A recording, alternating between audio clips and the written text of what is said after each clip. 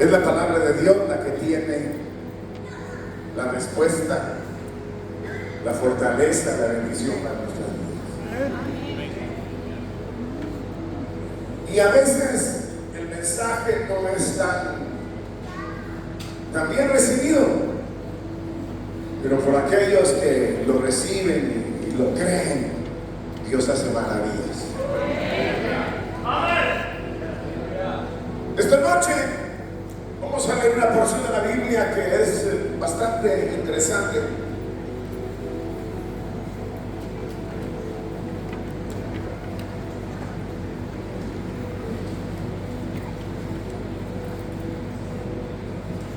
Y vamos a leer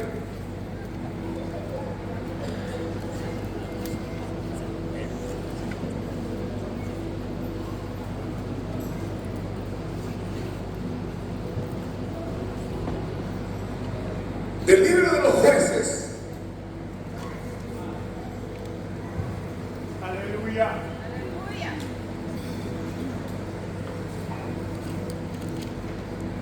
El capítulo que vamos a leer es el capítulo número 20.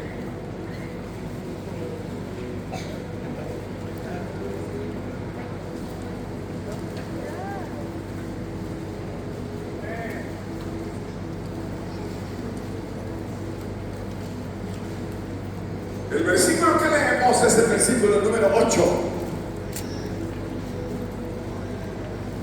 Y antes de leer la escritura, vamos a orar.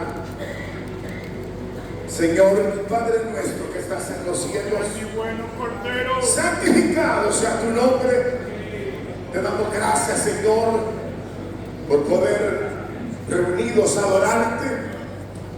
Y gracias porque podemos así mismo abrir tu palabra para meditar en ella.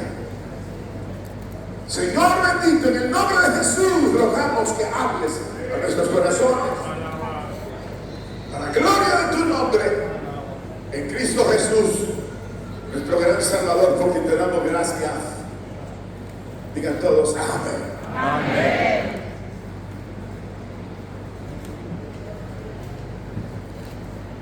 Capítulo número 20 del libro de los Jueces.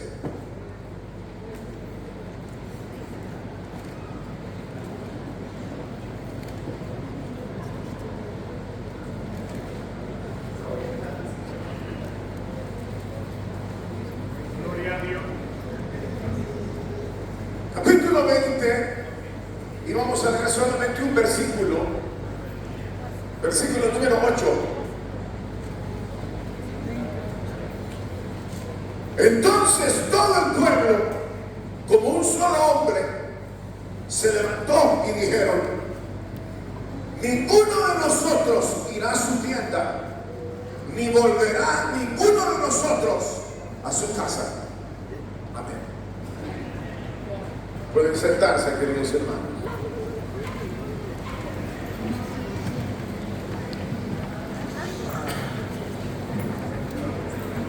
Me vas a ayudar un rato de tener.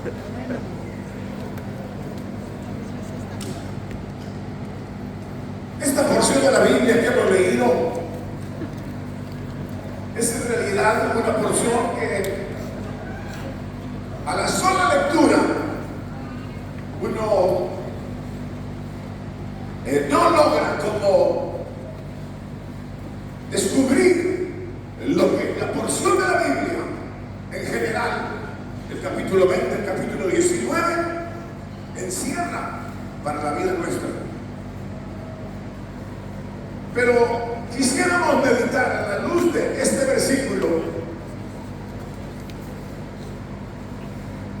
donde todo el pueblo, como un solo hombre, se levantó y dijeron: ninguno de nosotros irá a su tienda, ni volverá ninguno de nosotros a su casa. Quisiéramos considerar algo con respecto a la base para garantizar un futuro extraordinario. La base para garantizar un futuro glorioso. Como digo, a la sola lectura de este versículo 8, uno no puede directamente como entender por qué. En realidad hablamos de una base que garantiza un futuro. Sin embargo, cuando se lee la historia, la narración desde capítulo 20, capítulo anterior 19, uno puede ver que en realidad había que tomar una acción. Eso es lo que habla, una acción que no podía ser postergada. El pueblo de Dios, los guerreros de Dios, se unieron y determinaron que ninguno podía volver a su tierra y ninguno podía volver a su casa si no tomaban acción. Uno no es así, ¿verdad? ¿Cómo es que dice el proverbio? Se le está lloviendo la casa y no se sube a arreglar el techo. Uno es como dejado y va postergando decisiones determinantes que van a garantizar ese futuro.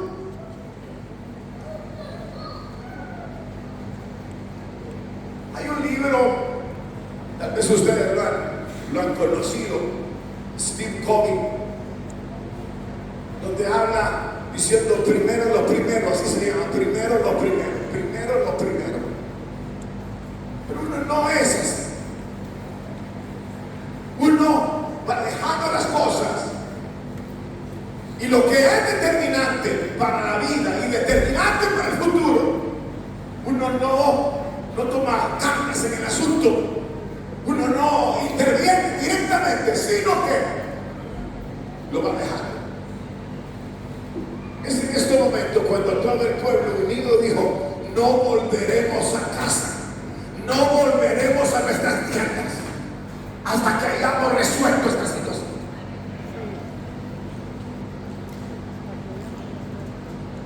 Si ustedes y yo nos ubicamos por un momento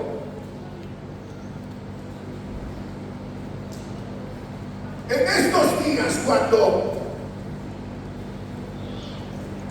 recién habían cruzado el Jordán, el pueblo de Israel, en el libro de Josué,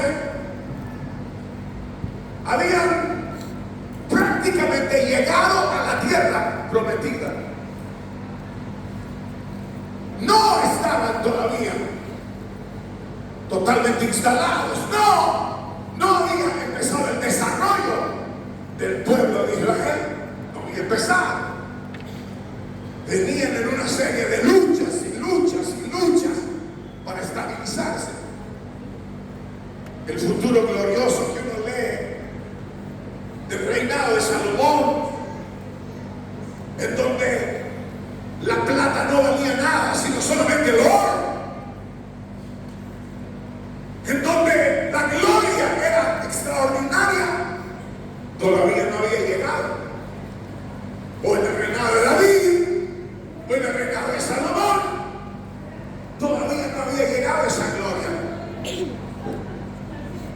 Pero encontramos nosotros que para que el pueblo de Dios se asentara después de su liberación y después de cruzar el Mar Rojo y después de cruzar el desierto y después de cruzar el Jordán, había que ser hombre y hombres que tomaran determinaciones serias sobre lo que sería su futuro. Les voy a decir un paréntesis aquí. A nosotros quizás no nos instruyeron de esa manera. Nosotros venimos como salimos de una, nos metemos a otra, salimos de una, nos metemos a otro problema y después a otro y después a otro, y pareciera que nos hacemos viejos y todavía no tenemos ningún tipo de estabilidad. Miren al que tienen al lado y díganle: vos sos estable. Amén. Has conquistado el mundo. Has conquistado los reinos de la tierra. ¿O son mediocres todavía? Está duro, ¿eh? Levanten la mano a los mediocres. No digan ni uno. Y si uno les pregunta cuántos miembros tienen, 15. Eso no es el mediocre, eso están acabados. Y los dones que manejas, no, tampoco, eso es para antes. Y los triunfos que tienen, nada. Pero no levantan la mano que son mediocres. Porque no nos enseñaron a ser radicales. No nos enseñaron a ser radicales. Y lo voy a decir ahora. No nos enseñaron a ser radicales con lo que debíamos ser radicales. Sino como que la vida, ¿sabe cómo es? Es un engaño del diablo, que el Señor lo reprenda. No dijeron amén, hermanos. Lo tienen en el hombro, que diablo. Se va a ofender el diablo si le dicen que el Señor lo reprenda, pues. Pero encontramos nosotros que no nos enseñaron, y entonces el engaño del diablo es poner oropel, brillo falso, oropel, brillo falso, y nos atrae, y empezamos nosotros a vivir la vida sencillamente de una manera superficial. Nos encanta la marca de la camisa, la marca de la corbata, la marca del traje. Yo por otro lado les digo, váyanse al diablo. Aquí no.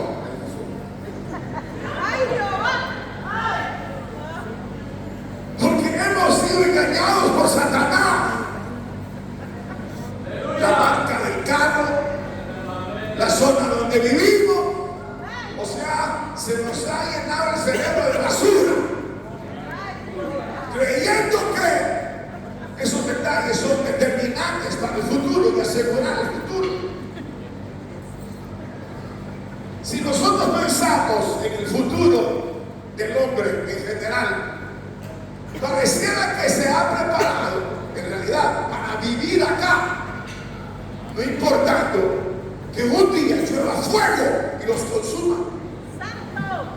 ¿No recuerdan ustedes de Sodoma? ¿No recuerdan de los antediluvianos? Estaban edificando, haciendo todo lo superficial. Y vino el diluvio y se lo llevó a todos.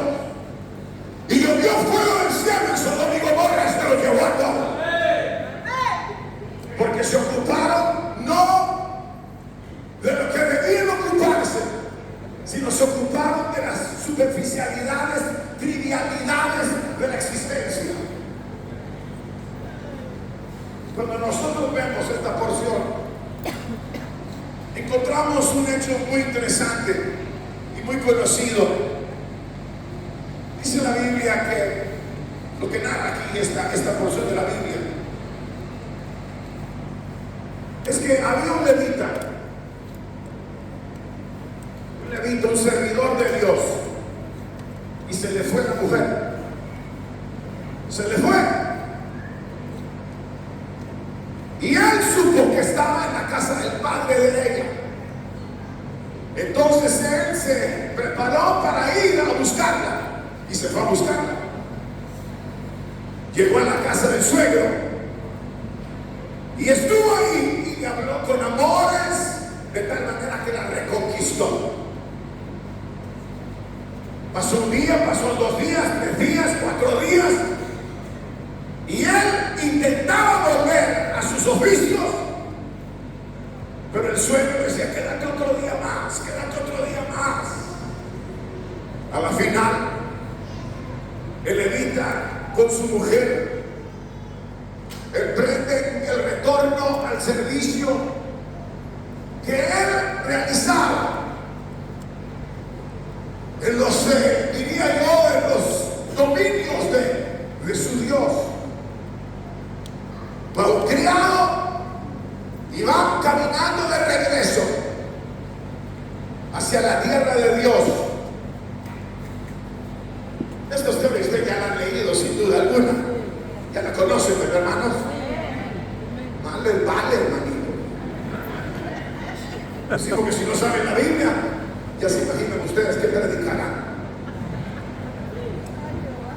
Como dice alguien ahí, las noticias que oyeron en la televisión. Pero encontramos nosotros que este hombre regresa, va camino. Y entonces el criado le dice: quedémonos acá, acampemos aquí. Y le dice Levita: no, porque esta es tierra de paganos.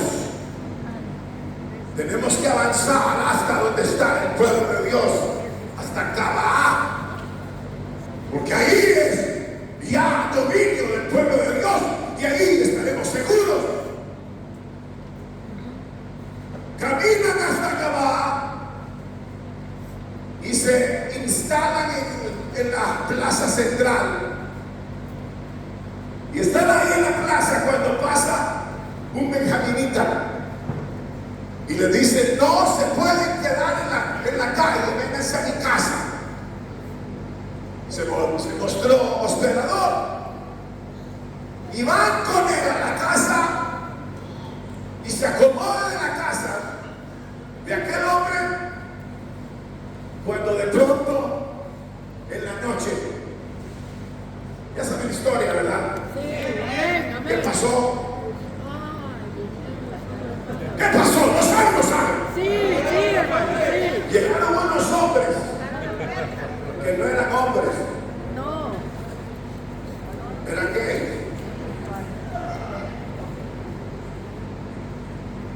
Y le dijeron al hombre de adentro: saca a los hombres que tienes ahí, queremos conocerlos.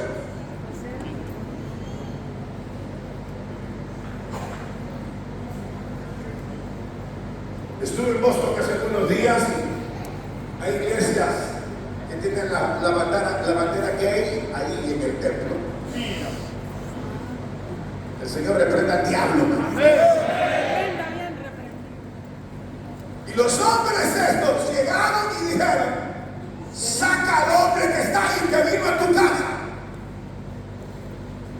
El hombre se afligió, dijo: no puedo. Entonces agarraron a la mujer, a la concubina, a la mujer del sacerdote o del levita, abrieron la puerta y la sacaron de la casa. Y quisieran con ella todo lo que querían.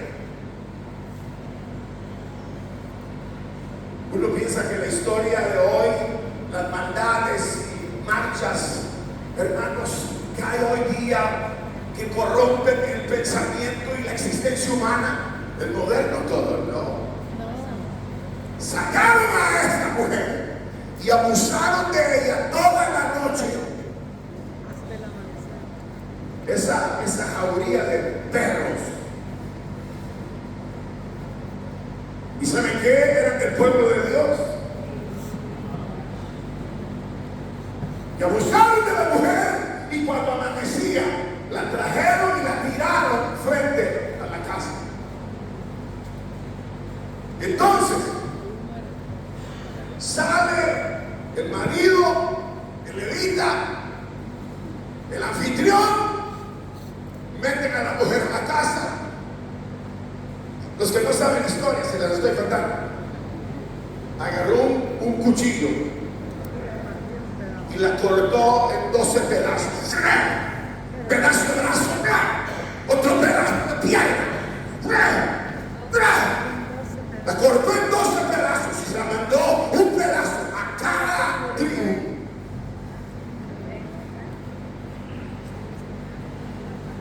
Cuando uno lee esas porciones, parece que no encaja mucho con el concepto de un Cristo así, suave.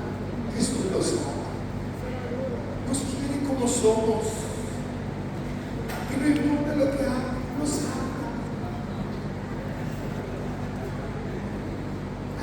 habla de sangre, es el pedazo. Cuando los de las tribus recibieron, no sabían que venía empacado, lo abren, ¡ah! Era un pedazo de pierna, un pedazo de brazo, la cabeza. Y entonces fue cuando preguntaron qué había sucedido. Es interesante ver cómo le dicen a ellos lo que había sucedido, que ellos se habían querido quedar en tierra de extraños, de paganos, y optaron por quedarse en la tribu de Benjamín, y les resultó peor, porque los que debían de comportarse decentemente habían tolerado todo tipo de maldad y habían hecho atrocidades con la concubina de aquel levita. Solo les estoy narrando la historia para que los que no leen la Biblia. Y dice entonces que se juntó todo Israel, 400,000 hombres, para ir a pelear contra Benjamín. Es decir que estaban en el camino para limpiar la situación, esperar que las cosas cambiaran a futuro e intervienen sobre la situación que se estaba dando. Porque si no intervenían en la situación que se estaba dando, no había futuro para ellos. ¿Ustedes creen que hay futuro para la tierra? El montón de impíos que hay ahora, ¿creen que hay futuro? Conteste pues. No se ve. A uno le dice: estudie, hijo, trabaje, produce. Aunque tenga toda la vida llena de provisión, no asegurará su futuro si no ha intervenido en los elementos determinantes de la existencia y de la eternidad, como lo hizo Israel en esta ocasión. Se armaron 400 hombres y fueron. Y miren ustedes, les dijeron: oigan, esto pues es bien interesante, entreguen a esos violadores que están ahí entre ustedes. La tribu de Benjamín eran 27,000 hombres. Entreguen esos que fueron a la casa de donde estaba el levita, entréguenlos. Entréguenlos. ¿Saben qué pasó? Ya saben, los que no lo saben, se lo voy a decir. No quisieron entregar a los violadores. ¿Quién quiere decir algo por qué no los quisieron entregar? ¿Alguien quiere opinar algo? Ustedes que están aquí enfrente, pues digan algo.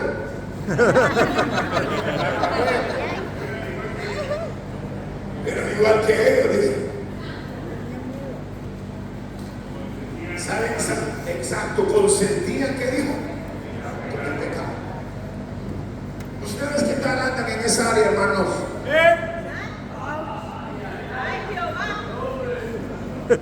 ¿Conscientes del pecado o no? Entonces estuviera en la gloria. Y miren cómo es el hombre. El hombre no entiende el hombre, no entiende. Por las buenas no entiende. Le dijeron: entréguenlos, vamos a llegar a un acuerdo. No quisieron, los escondieron, como dijo el hermano, no quisieron. Pero eso es exactamente lo mismo que usted hace, lo mismo que usted hace, lo mismo que usted hace. ¡Aleluya! ¡Aleluya! Lo mismo que hacemos nosotros. Que Dios nos dice: mira, cálmate ya, no sigas por ahí. A las buenas, dejen ya el pecado, déjenlo ya. Estos santos de Dios, Knox, Fox, tal vez han oído de ellos. Decían, ¿saben qué frase decían ellos? Maten el pecado o el pecado los va a matar a ustedes. Maten el pecado o el pecado los va a matar a ustedes. Pero uno es tolerante. Ahora que hablaban de los hijos o mencionaban a los hijos, uno es tolerante. Uno es tolerante con la familia, uno es tolerante con uno mismo. Uno es tolerante en todas las áreas. De tal manera que cuando ellos no quisieron, solo rápido les digo esto para llegar al final feliz. Dice la Biblia que no quisieron, entonces el pueblo de Israel se fue y subió a orar a Dios. Y le dijo el Señor, suba, porque ellos llegaron algo así como acelerados a buscar a Dios. ¿Qué hacer? En el primer encontronazo con los de Benjamín, que eran 27,000 contra 400,000. 400,000 contra 27,000. Era fácil derrotarlos. Ellos, los de Benjamín, les mataron 22,000 hombres. Es que el pecado no parece, hermanos. Es pequeño, pero hace estragos. Díganle al que tienen al lado, ten cuidado. Díganle. Te va a matar el pecado, hermano. Te va a matar. Sí, uno juega. Yo hace años tuve un sueño. Estábamos sentados en una mesa y todos empezaron a hacerle a un perrito, y el perrito saltaba. Y cuando llegué donde estaba yo, y el perrito me abrió el hocico puro cocodrilo y me agarró el brazo. Y ahí desperté diciendo: Señor, reprenda al diablo.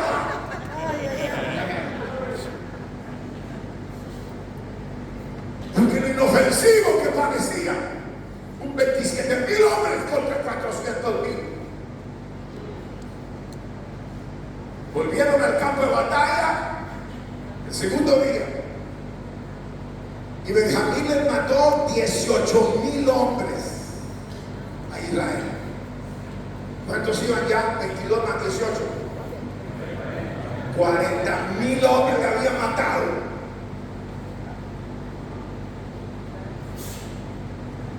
Entonces fue ahí. Ojalá que lean esos dos capítulos de 19 y 20, hermanos. Un día en su vida lo lean, por favor. Pero encontramos que entonces cuando sucedió eso, entonces dice la Biblia que Israel se fue otra vez a buscar al Señor y se estuvieron todo el día sentados delante del Señor y se pusieron en ayuno y en oración. Y entonces el Señor habló y les dijo: mañana lo entrego en sus manos. ¡Aleluya! Y gloria a Dios por eso.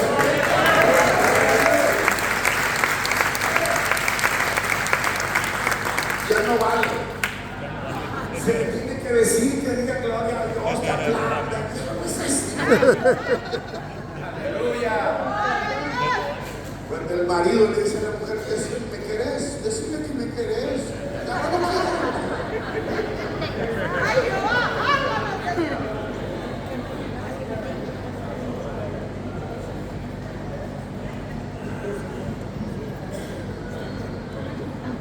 Se fueron a la guerra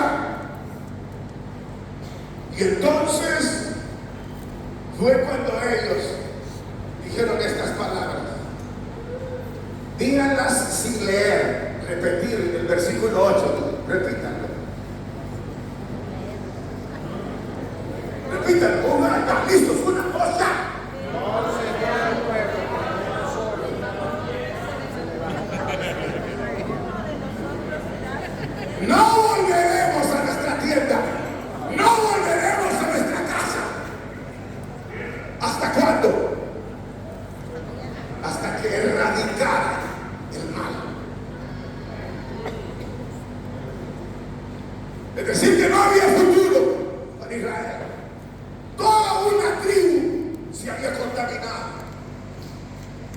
Y ahora ellos determinaron erradicar el mal.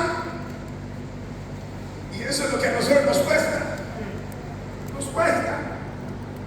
Decir, no voy a seguir, no puedo, lo siento, no. Gloria.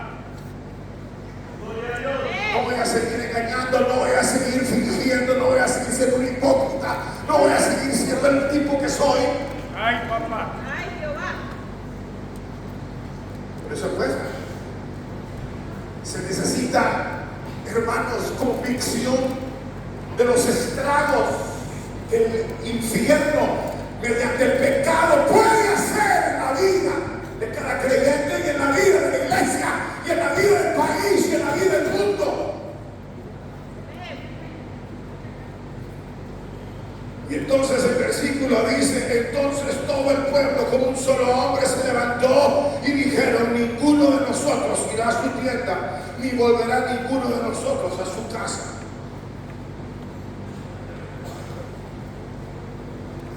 No volveremos hasta erradicar el mal. Solo voy a decir esta verdad que es evangélica 100%. De tal manera amó Dios al Gloria, mundo gloria. que ha dado a su Hijo unigénito para que todo aquel que cree en Él no perezca,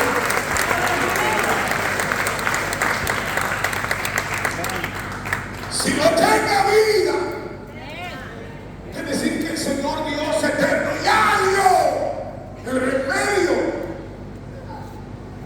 para que nosotros no tengamos que vivir una vida, hermano, tolerando situaciones que nos denigran, que nos arruinan, que nos llevan cautivos a la muerte. Amén.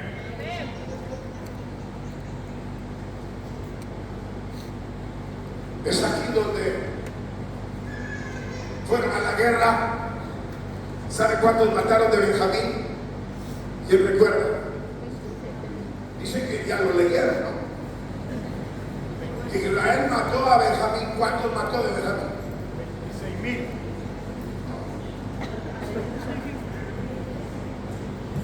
¿Saben o no saben? ¿No les da vergüenza? Son cristianos y no se conocen la Biblia. Y otros se ponen a leer la última hora.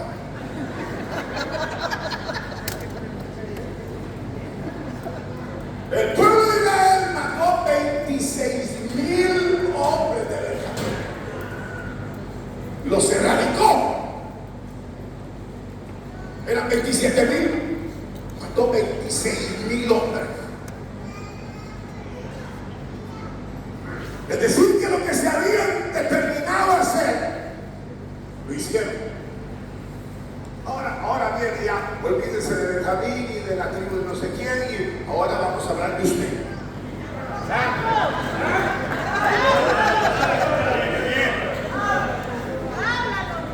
Porque hasta la canción dice, usted es la culpable. Ay, Jehová.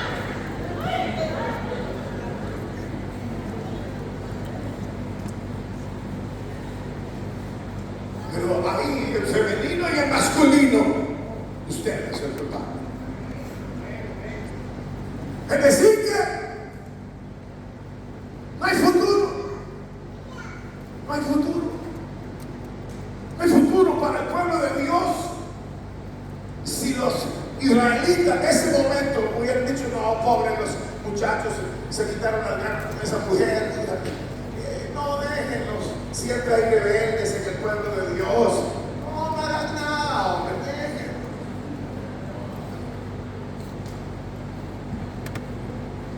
Los erradicamos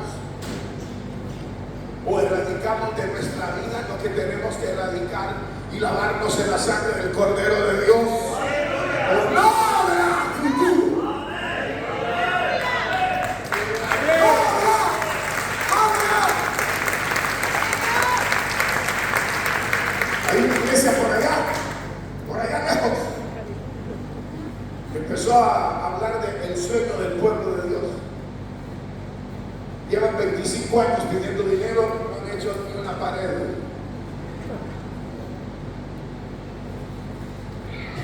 Es un sueño que nunca llega, porque no se ataca el meollo, la médula del problema. No hay otro problema. Su problema no es financiero, su problema no es sentimental, su problema no es el gobierno, su problema no es nadie que lo rodee. Usted, que ha tolerado el pecado y que no se levanta como hombre. Cuando David iba a morir, le dijo a Salomón: llámame a Salomón. Llega Salomón: sí, papi. ¿Qué papi? ¿Qué nada? ¿Recuerdan que le dijo? Sé hombre, sé hombre, sé hombre. Ay, Jehová. Esta tarde, humildemente les digo: sean hombres.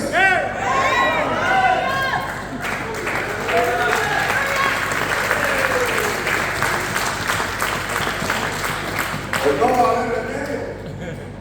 Tal vez ahorita están más o menos bien, pero mañana se los va a llevar el diablo. Y sí, no se puede esperar que las cosas cambien si no hemos erradicado el mal de la vida, el mal de la existencia. Fíjense, hermanos, y aquí voy a terminar para los que se sienten incómodos ya. Diga. Háblanos, Señor. Háblanos, Padre. En México, predicando un día de estos, prediqué y me senté a esperar el segundo round, porque me iban a dar dos rounds. Hicieron un break, y entonces dijeron: ahora va a pasar el hermano. Entonces yo pasé al atril otra vez, y entonces dije: vamos a orar. Entonces cierre sus ojos, hice una oración, y cuando abrí los ojos había un papel de este tamaño y decía: ¿qué te crees que así nos insultas? Y eran pastores todos. Ay, Jehová. Quizás son los más pecadores, ¿verdad?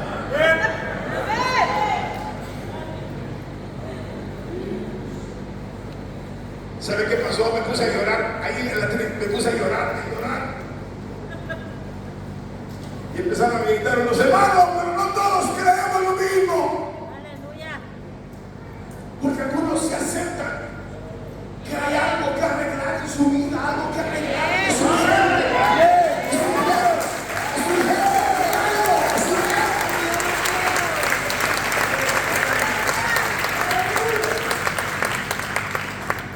Aquí no hay ese arco de los aeropuertos que uno pasa y el que lleva un metal.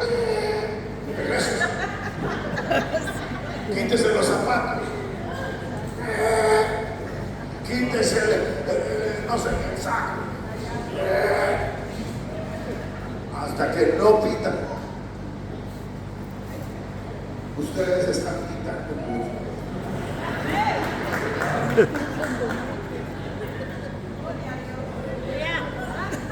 Si tuviéramos un arco de esos que detecte el pecado, Dios guarde.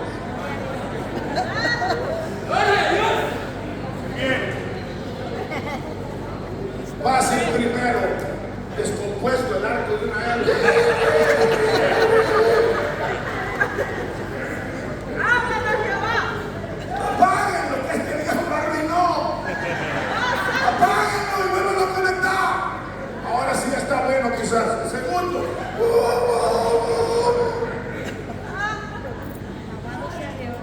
Hay algo que arreglar, hermanos.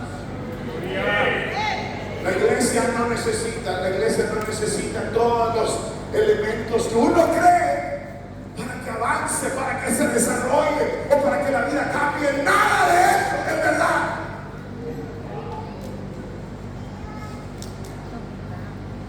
Nada de eso es verdad. Lo único que necesitamos es no ir a la tienda ni ir a la casa hasta haber erradicado, arreglado la situación que hay que arreglar.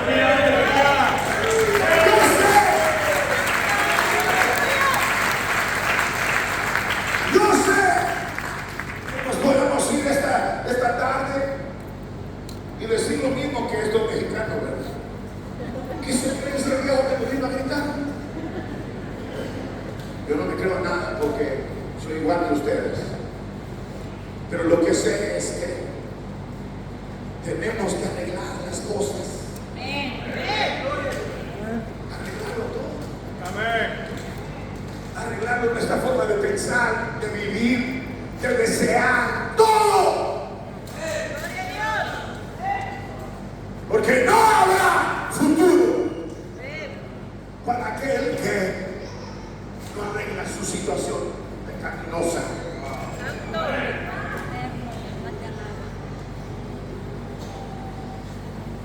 En realidad no se puede, ¿cómo diría? Hacer conciencia de lo trágico y de lo pernicioso que es el pecado en la vida. Uno lo oye,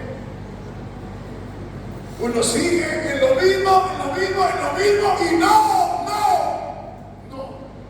hace lo que hicieron ellos.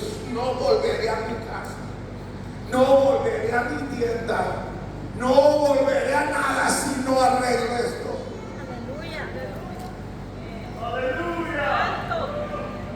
No sabían por qué es que no le crecía la iglesia. No sabía por qué es que no le funciona la finanza, no sabía por qué no le funciona la vida, ya lo sabe ahora. Hay que matar a los benjaminitas. Padre. Hay que sacarlos y matarlos a todos. Ustedes saben esa definición de pecado, de liales, mortales. Tal vez la saben. Pero cuando la Biblia se abre y dice que si no hacemos un pecado, hacemos otro, somos culpables de todo. No puede decir uno, no, pero yo no hago eso, nunca lo he hecho. Pero haces otro, eres culpable de todo.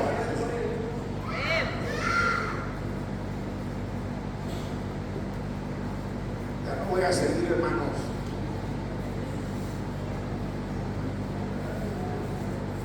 Ya la cabeza del mundo lo veo aquí. Yeah. ¡Ay, Jehová! ¡Santo! Pero no hay futuro para usted, no hay futuro para usted. ¡Háblanos, Señor!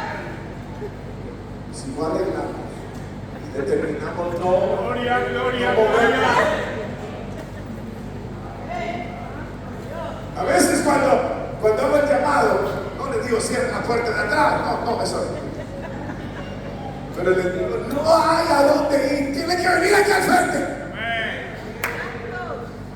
No puede decir, no, pues estuvo interesante, ¿verdad? La historia, pero voy a seguirme haciendo el tonto, voy a seguirme siendo el que no entendí. No hay tales. O arregla todo. ¡Ay, Jehová! Solo un ejemplo que aquí termino. Iban en un barco, ese ya lo van a identificar, es muy fácil. Iban en un barco. Sí, tronaba el barco. Tronaba, todos se hundían. Entonces agarran a Jonás. Que Dios nos perdone, pero tú eres el culpable. Yep. Miren culpables que están aquí. Díganle al que tienen al lado, vos sos Jonás. Estás arruinando nuestras vidas. Tremendo. Pero tengo una buena noticia para ustedes, Jonases. Dios había mandado un gran pez para que lo recibiera. Y desde el Seol, dice el libro de Jonás, desde el Seol, desde la misma muerte, invoqué al Señor. Y dice el libro de Jonás, la salvación pertenece a Jehová.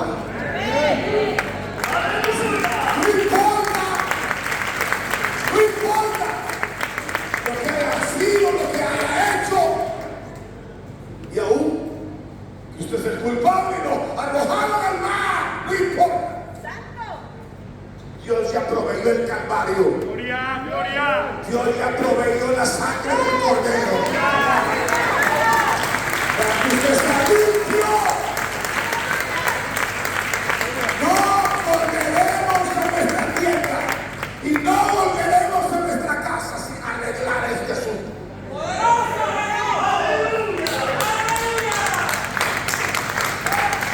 Hemos terminado. Yo digo, Jonás es una buena. Ay, Jehová, habla. Hemos terminado. Gloria al Señor. Santos de Dios.